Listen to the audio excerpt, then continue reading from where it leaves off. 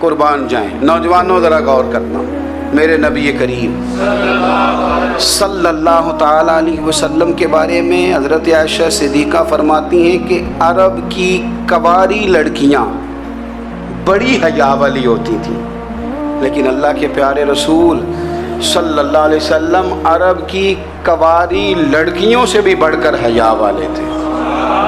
یہ ہمارے بچے مذاق میں ہمیں کئی دفعہ کہتے ہیں شادی کرا دو، شوگل میں کہہ دیتے، ابا کو کہہ دیتے ہیں، ابا کو نہیں منہ پہ آگے کہہ دیتے ہیں، کہتے ہیں یہ بڑا بھائی مصیبت بن گیا، یہ ہٹے گا تمہاری باری آئے گی۔ آپ کچھ ایسی باتیں کر رہے ہیں، کچھ ایسے انداز آپ اختیار کر رہے ہیں جو وزادار لوگ کرتے نہیں۔ شرم و حیا سے وہ چیزیں ڈھل جاتی ہیں جو باتیں ہمارے بچوں کی زبانوں پر بے باکی کے ساتھ آنے لگی ہیں۔ یہ جو ہمارے لڑکے بن سنور کے نکلتے ہیں، یہ جو میک اپ کا خرچہ لڑکیوں کے برابر لڑکوں کا ہوتا جا رہا ہے، یہ جو لڑکے بھی رات کو چہرے پر کریم لگا کر کے سوتے ہیں، یہ بتا سکتے ہیں کہ مقاصد کیا ہے؟ بتا سکتے ہیں؟ یعنی بچے بھی بغیر شیمپو کے بال نہیں دھوتے، مثلا کیا کرنا ہے آپ نے اس کا؟ بڑی بڑی قیمتی چیزیں جو ہیں وہ آپ نے رکھی ہوئی ہیں، مقصد کیا ہے؟ یہ جو ہمارے بچے بن سنور کے نکل رہے ہیں تو کیا دعوت دے رہے ہیں سوسائٹی کو؟ شارٹ نکڑے پہن کے جو نکلے ہوئے ہیں، اوریاں لباس پہن کے نکلے ہوئے ہیں۔ اقبال نے کہا تھا دیار مشرق حوث میں غلطاں، شباب اوریاں شراب عیسیاں، جسے بھی دیکھو غری کے عیسیاں، ہم ایسی تہذیب کیا کریں گے؟ شباب اوریاں، تم نے اپنی جوانی ننگی کر ڈالی ہے ساری معاذ اللہ۔ کن مقاصد کے لیے؟ میں وہ اعداد و شمار بتا نہیں سکتا۔ ہمارے ہاں گند سستا ہو گیا ہے، لوگوں نے گناہ تک پہنچنا آسان بنا دیا ہے۔ آپ دیکھ لیں گندگی دروازے پہ اور گند موبائل میں، کیسے بچائیں ان بچوں کو؟ کیا کریں؟ کلیجے پھٹتے، کبھی باتیں سوچتے ہیں تو سوچتے ہیں آنے والی نسل کو کہاں لے جائیں، کہاں چھپائیں، کیا ایسا کریں کہ یہ بچ جائیں۔ خدا را قربان جائیں حضرت عثمان غنی پر۔ مصنف ابن ابی شیبہ میں صحابہ فرماتے ہیں حضرت عثمان غنی نا بڑے مالدار تھے۔ مال آتا ہے تو لوگ عیاش نہیں ہو جاتے، مال آتا ہے تو لوگوں کی خواہشات بہت بڑھ نہیں جاتی۔ بڑے مالدار تھے، مالدار بھی تھے اور سونے بھی بڑے تھے۔ حضرت اسامہ بن زید کہتے ہیں میں نے زندگی میں اتنا سونا بندہ نہیں دیکھا جتنے حضرت عثمان غنی خوبصورت تھے، پیسہ بھی حسن بھی، لیکن فرماتے ہیں کہ حضرت عثمان غنی سب سے بڑھ کر اپنی شرمگاہ کی حفاظت کرنے والے اور سب سے بڑھ کر صلہ رحمی کرنے والے، رشتہ داروں سے اچھا سلوک کرنے والے، حیا والے، شرم والے، پاکیزگی والے۔ آپ کا ذہن ہے، آپ صبح اٹھتے ہی ذہن بنا لیں کہ میں نے آج اتنا سبق پڑھنا ہے، آج اتنی تفسیر دیکھنی ہے، اتنی عبادت کرنی ہے، فلانی نعت میں نے دیکھنی ہے، فلاں خیر کا کام کرنا ہے، فلاں آدمی کے ساتھ نیکی کرنی ہے۔ صبح ذہن بنا لیں، آپ کا ذہن وہی کام کرنے لگے گا۔ لیکن اگر صبح اٹھتے ہی ذہن میں گندگی ہے، رات کو سوتے ہی معاذ اللہ ذہن میں وسوسے ہیں، تو پھر سارا دن وہی چکی چلے گی، وہی انداز رہے گا۔ تھوڑا سا آپ کو اس کی نگرانی کرنی ہے، تھوڑا سا۔ فحاشی، عریانی یہ تیزی سے پھیل رہی ہے، تیزی سے گندگی لوگ کشید کر کے لاتے ہیں۔ اور حیا کا مطلب صرف اتنا ہی نہیں ہے آپ زنا اور بدکاری سے بچیں، آپ اپنی زبان کو بھی حیا والا بنائیں۔ کوئی کچا کمزور جملہ، گندی بات، گالی کبھی بھی زبان پہ نہ آئے، آپ کا انداز حیا والا ہو۔ بے باک ہو جانا، بے باک بولنا، میں باریکی سے اس بات کو سمجھتا ہوں اور میں آپ کو بہت ساری بزرگوں کے ارشادات کا نچوڑ عرض کرنے لگا ہوں۔ آپ اپنا ذہن صاف کر لیں، آپ کے بہت سارے کام ویسے ہی صحیح ہو جائیں گے، چونکہ ہمارے دین کے اندر زیادہ اجر نیتوں اور ارادوں پہ ملتا ہے۔ آپ کے جو اندر کی پاکیزگی ہے وہ بہت سارا فضل لاتی ہے اللہ کا، اور اگر دل ہی ناپاک ہو، ذہن ہی ناپاک ہو، تو وہ خیر کی چیزیں کس طرح کر کے داخل ہوں گی؟ نوجوان میری بات پر توجہ کریں۔ فرمایا وہ لوگ جو اپنی شرمگاہ کی والذین ہم لفروجہم حافظون، وہ لوگ جو اپنی شرمگاہ کی حفاظت کرتے ہیں۔ حضور غوث پاک رضی اللہ تعالیٰ عنہ فرمایا کرتے تھے، دو چیزیں انسان اپنی سنبھال لینا، ایک پیٹ اور ایک شرمگاہ، تو فرماتے تھے ولایت اس کے بڑی قریب آ جاتی۔ ہم نہ ان لذات میں الجھ جاتے ہیں۔ سیانے سیانے بندے، روٹی کمر سیدھی کرنے کے لیے کھانی چاہیے، زبان کے ذائقے کے لیے نہیں کھانی چاہیے۔ یہ زبان کا ذائقہ لگ جائے یہ کہیں کا نہیں چھوڑتا انسان۔ اپنی شرمگاہ کی جو لوگ حفاظت کر لیتے ہیں، کوئی بڑے سے بڑا گناہ کرنے سے بھی بندہ کافر نہیں ہوتا، بندہ کفر کرنے سے کافر ہوتا ہے۔ گناہ بڑے سے بڑا کرنے والا بھی گناہگار ہے، کافر نہیں۔ لیکن بعض گناہ ایسے ہیں جو جس وقت بندہ کر رہا ہوتا ہے اس وقت وہ مومن نہیں ہوتا۔ میرے نبی کریم صلی اللہ تعالیٰ علیہ وسلم نے فرمایا، جب کوئی شرابی شراب پیتا ہے اس وقت مومن نہیں ہوتا۔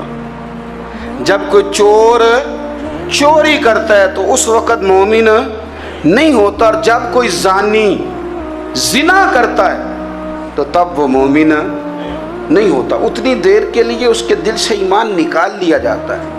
کفل کا ایک واقعہ ترمذی میں ملتا ہے۔ ایک شخص کفل نام کا تھا بنی اسرائیل میں، ایک عورت مجبور تھی، اس کے بچے بھوکے تھے، تو کفل نے اسے مائل کر لیا کہ تو میرے ساتھ گناہ کرے گی تو پھر میں تیرے بچوں کی روٹی تجھے دوں گا۔ تو وہ عورت پہلے تو بیچاری نہ مانی، لیکن بچوں کی بھوک دیکھ کے مجبور ہو گئی۔ جب کفل کے قریب گئی نا وہ عورت، اس نے دروازے سارے بند کر لیے۔ ترمذی شریف میں اس کا واقعہ موجود ہے۔ چاروں جانب سے بند ہو گیا سارا کچھ، لیکن جب وہ کفل کہتا ہے میں اس بی بی کے پاس جانے لگا تو عورت کا وجود کانپتا تھا۔ جس بندے کو گناہ کی طرف جاتے اس کی طبیعت میں ہیجان پیدا ہو تو مانا یہ ہے کہ ابھی ذہن پورا غلیظ نہیں ہوا، ابھی طبیعت پوری گندی نہیں ہوئی، ابھی ایمان کی بہت ساری قسمیں موجود ہیں، عورت کا وجود کانپتا ہے۔ تو کفل کہتے ہیں کہ میں نے اسے کہا کہ سارے دروازے بند ہیں، ڈرتی کیوں ہے؟ تو کہنے لگی ڈرتی اس لیے ہوں کہ سارے دروازے بند نہیں ہوتے، ایک دروازہ کھلا ہے اور وہ دروازہ رب قدیر کا دروازہ ہے، اسے کیسے بند کیا جا سکتا ہے؟ تو کہتے ہیں جب اس نے یہ لفظ کہے تو مجھ پر بھی بات کا اثر ہوا، مجھ پر۔ تو میں نے کہا کہ اگر تو عورت ہو کے رب سے اتنا ڈرتی ہے تو مجھے تو اس نے مرد بنایا ہے، تو مرد تو ہوتا ہی وہ ہے جو اپنے آپ پر کنٹرول کر سکے۔ تو اب نہ معاملہ آگے جائے گا، اب یہاں بات رکے گی نہیں، جا میں تجھے آزاد کرتا ہوں۔ عورت گئی، اس نے توبہ کی کفل نے، اور رات رو کے کہنے لگا مالک آج میں نے توبہ کی ہے تو میرے اوپر مہربانی کرنا، میری توبہ ٹوٹنے نہ پائے۔ رات اس نے توبہ کی، رات ہی انتقال ہو گیا۔ لوگوں کو پتا تھا بڑا بے حیا ہے، بد کردار ہے، گناہ گار ہے، شاید لوگ اس کا چہرہ دیکھنے بھی نہ جاتے، پر مالک کریم ہے نا۔ حضور فرماتے ہیں سویرے اس کے دروازے پہ لکھ دیا اللہ نے، لوگوں رب نے کفل کے سارے گناہ معاف کر دیے ہیں، اس کے دروازے پہ لکھ دیا گیا۔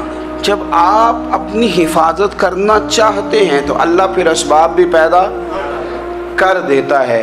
اپنی شرمگاہ کی، اپنی نظر کی آپ خوب حفاظت کریں۔ اور میں آپ کو ایک بات عرض کروں، ایک بندے کے باحیا ہو جانے سے نا، ایک بندے کے ٹھیک ہو جانے سے اس کے دائیں بائیں بے شمار لوگ ٹھیک ہو جاتے ہیں۔ نہ چاہتے ہوئے بھی آپ کی نیکی کا اثر آپ کے دوستوں پہ پڑتا ہے، نہ چاہتے ہوئے۔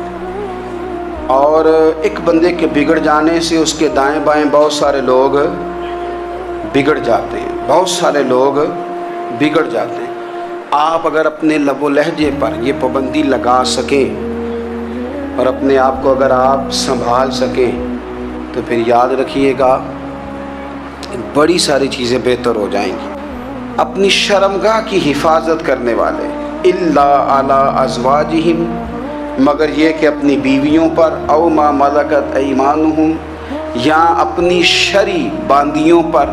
اس زمانے میں جو لونڈی خریدی جاتی تھی اس سے بھی وطی کرنا جائز تھا، اگرچہ اب لونڈیاں موجود نہیں ہیں تو یہ فعل بھی موجود نہیں، سوائے اپنی بیویوں پر یا شرعی باندیوں پر۔ فإنہم غیر ملومین، فرمایا جو یہ کام کرے اس پر کوئی ملامت نہیں ہے، اپنی بیوی کے پاس شرعی طریقے سے جائے یا باندی کے پاس جائے۔ فمن ابتغى وراء ذلك، اور جو آدمی اس کے بعد اس حد سے بڑھے، اس کے سوا کچھ اور کرے جو بندہ، فرمایا فاولئک هم العادون، یہ لوگ حد سے بڑھنے والے ہیں۔ جو لونڈیوں اور باندیوں کے علاوہ، اپنی بیویوں کے علاوہ کسی اور جگہ گندگی کریں، یہ حد سے بڑھنے والے، حدوں کو کراس کرنے والے لوگ ہیں۔ پھر ارشاد فرمایا والذین هم لاماناتہم وعہدہم راعون، اور وہ جو اپنی امانتوں اور اپنے وعدوں کی رعایت کرتے ہیں، امانتیں ادا کرتے ہیں، وعدے پورے کرتے ہیں، اور وہ لوگ جو اپنی نمازوں کی حفاظت کرنے والے ہیں، جن میں یہ خوبیاں آ گئیں۔ میرا رب فرماتا ہے نماز میں خشوع وضو حاصل ہو گیا، فضولیات سے بچ گئے، زکوٰۃ ادا کرنے والے بن گئے، شرمگاہ کی حفاظت کرنے والے بن گئے، امانتیں عہد پورے کرنے والے بن گئے، اپنی نمازوں کے محافظ ہو گئے۔ اللہ اکبر، قربان جائیں۔ مالک فرماتے ہیں اولئک ھم الوارثون، یہی لوگ تو وارث ہیں۔ یا اللہ کس چیز کے؟ فرمایا الذین یرثون الفردوس، یہ لوگ جنت کے وارث ہیں، یہ جنت کے وارث ہیں یہ لوگ۔ ہم فیہا خالدون، اور فردوس سے، جنت سے نکالے نہیں جائیں گے، ہمیشہ ہی جنت میں رہیں گے۔ یہ آیات اللہ کا مطالبہ بھی ہے، یہ آیات صحابہ، اہل بیت، اولیاء اللہ، ان تمام کی سیرت کا اخذ بھی ہے، اور سب سے بڑھ کر سیدہ عائشہ صدیقہ فرماتی ہیں یہی تو آیات ہیں جنہیں اچھی طرح سمجھ لو گے تو تمہیں مدینے والے کے اخلاق بھی سمجھ میں آ جائے گا، حضور کے اخلاق بھی تمہیں سمجھ میں آئے۔ بڑے غور کے ساتھ سورہ مومنون کی ان ابتدائی آیات پر غور کرنا چاہیے۔ رب فرماتا ہے قد افلح المؤمنون، تحقیق مومن کامیاب ہو گئے۔ کون سے مومن؟ الذین ہم فی صلاتہم خاشعون، وہ جو اپنی نمازوں میں گڑ گڑانے والے ہیں، خشوع کے ساتھ، عاجزی کے ساتھ، انکساری کے ساتھ، ذوق کے ساتھ نماز پڑھنے والے ہیں۔ دیکھیں قرآن نے یہ نہیں کہا شروع میں کہ وہ لوگ اپنی نماز پابندی سے پڑھتے ہیں، بلکہ فرمایا وہ نمازوں میں عاجزی کرتے ہیں، وہ نماز میں خشوع کرتے ہیں، خضوع کرتے ہیں۔ نماز ہم بھی پڑھتے ہیں، ڈھیر سارے لوگ ہیں جن کا یہ مطالبہ ہے کہ میرا نماز میں دل ہی نہیں لگتا۔ پہلی بات تو یہ ہے کہ دل نہ بھی لگے تو نماز پھر بھی پڑھنی ہے، اور دوسری بات یہ ہے کہ دل لگانے کو بھی تو کچھ انسان کے پاس چیزیں ہونی چاہیے نا، کوئی ضروریات ہوتی ہیں۔ سب سے پہلی بات یہ کہ مسئلہ نماز کا نہیں، مسئلہ اہمیت کا ہے۔ آپ نے اللہ تبارک و تعالیٰ کی ذات کی، رب کریم کے جلالت کی جتنی زیادہ اہمیت اپنے دل میں محسوس کر لی، اتنا ہی نماز کی طرف توجہ آپ کی بڑھ جائے گی۔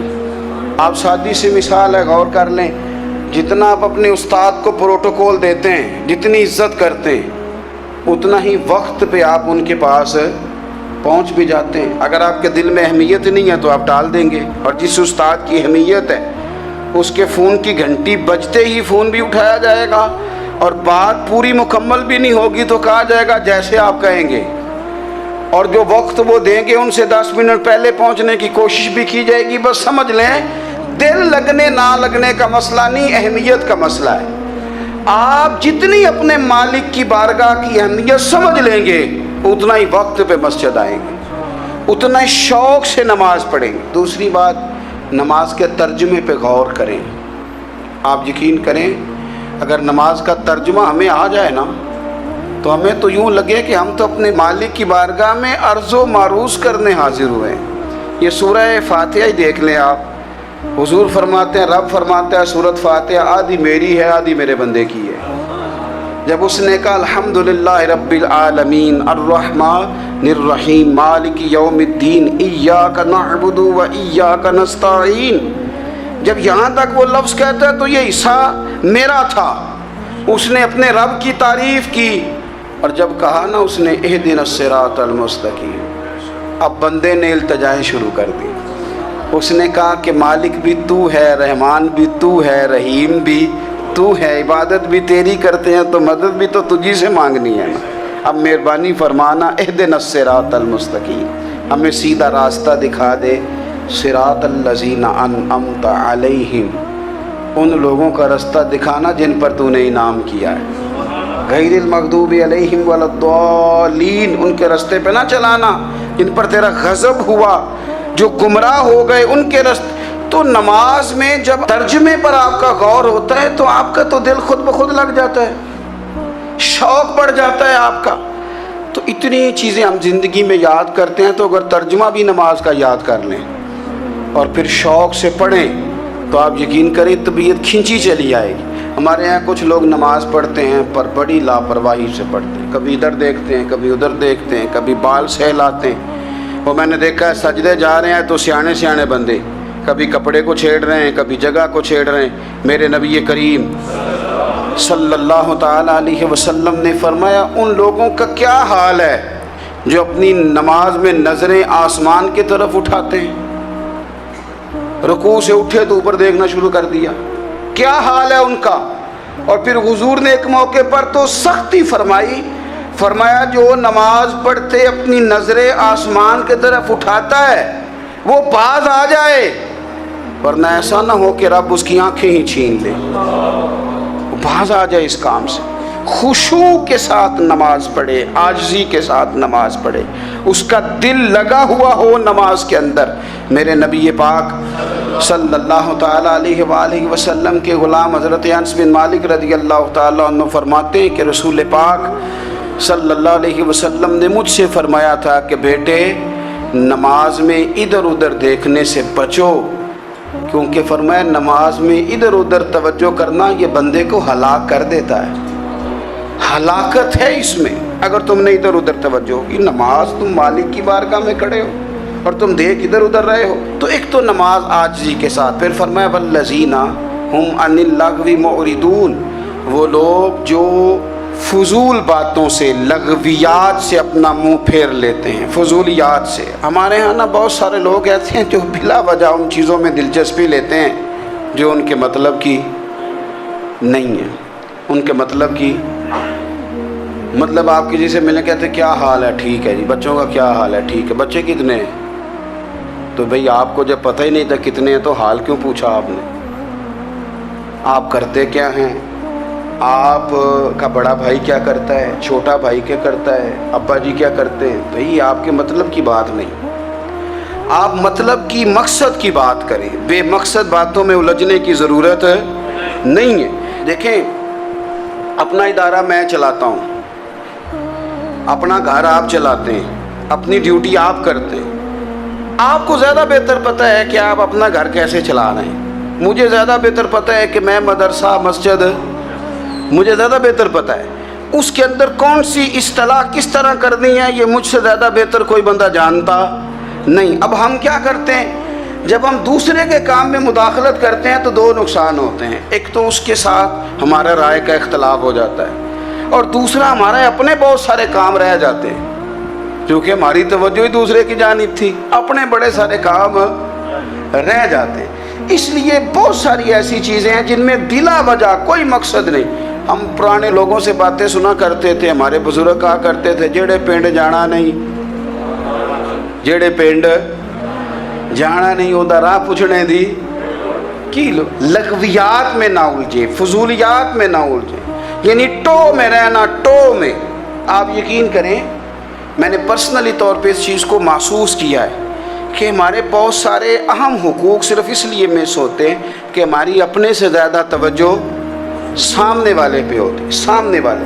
میں نے دیکھا بڑے بڑے عجیب سوال اور بڑے بڑے انوکھے سوال, مطلب یہ کہ اتنی لمبی چوڑی, اور لوگوں کو بڑا پتہ ہوتا ہے یہ فلاں آدمی جو ہے اس کے بچے کتنے ہیں, وہ بیاہ کہاں پہ ہیں, کس کس علاقے میں ان کی شادیاں ہوئی ہیں. اتنی تفصیلات کی ہمیں ضرورت نہیں ہے. ہم سے تو ہمارے بارے میں پوچھا جائے گا, تو ہمیں اپنا معاملہ بڑا صاف ستھرا. دیکھیں کیا سونی بات کی مدینے والے رسول نے, قربان جائیں حضور کے جملوں پر. ایک شخص نے پوچھا حضور سونا اسلام کون سا ہے، خوبصورت مسلمان کون ہے؟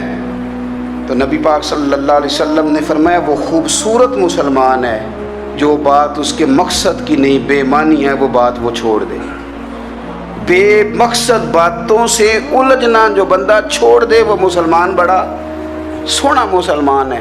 ہم کمزور اس لیے ہوتے ہیں کہ ہماری توجہ زیادہ دوسروں کی باتوں پر پڑتی ہے۔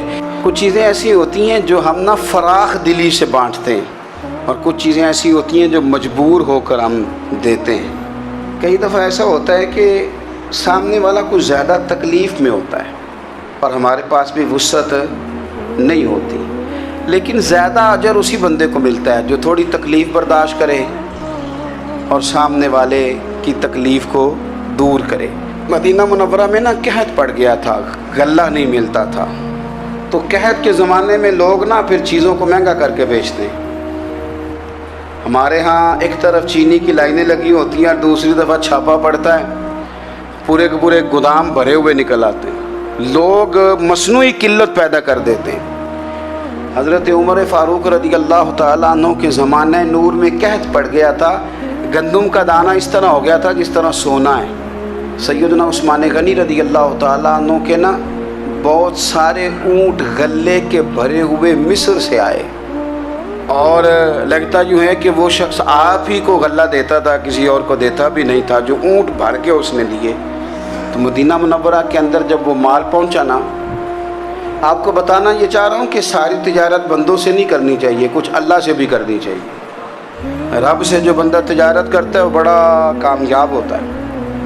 وہ غلے سے بھرے ہوئے اونٹ آپ کے پہنچ گئے تو تاجر آئے، انہوں نے آگے کہا عثمان ہم کھول کے نہیں دیکھتے کہ اندر مٹی ہے کہ سونا ہے، اور یہ بھی نہیں پوچھتے آپ نے کتنے کا خریدا ہے، آپ کی زبان پر اعتبار ہے، آپ نے جتنے کا مال لیا ہے نا ہم ڈبل دیتے ہیں، آپ ہمیں دے دیں۔ آپ فرمانے لگے نہیں مجھے زیادہ نفع ملتا ہے۔